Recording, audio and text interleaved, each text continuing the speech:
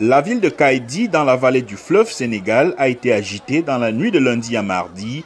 Dans un communiqué, le ministère mauritanien de l'Intérieur indique que des actes de pillage et de vandalisme ont conduit les forces de sécurité à affronter les émeutiers et interpeller un certain nombre d'entre eux. Mais l'opposition dénonce un usage disproportionné de la force face à des manifestants pacifiques.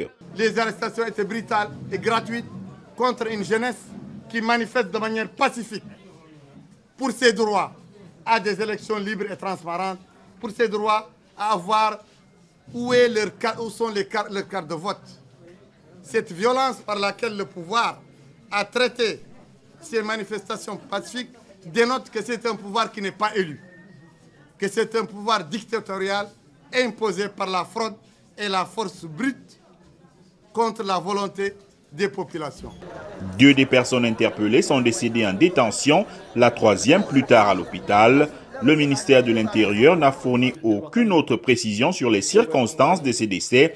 Il a fait savoir que 2 membres des forces de sécurité ont également été gravement blessés, tout en promettant une enquête transparente et approfondie pour établir les causes des décès.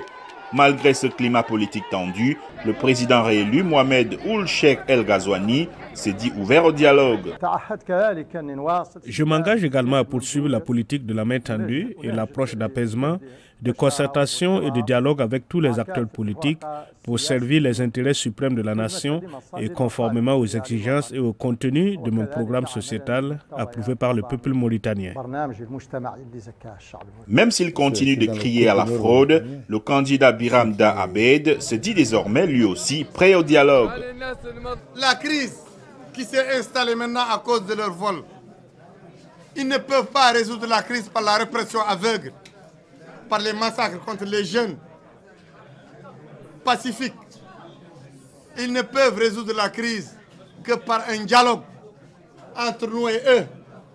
Un dialogue serein, et nous sommes prêts et nous leur tendons la main pour le dialogue.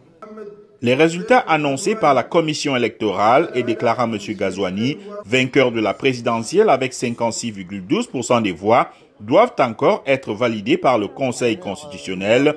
S'ils sont confirmés, M. Ghazouani, militaire de carrière de 67 ans, dirigera 5 ans de plus ce vaste pays désertique à la charnière entre l'Afrique du Nord et l'Afrique subsaharienne.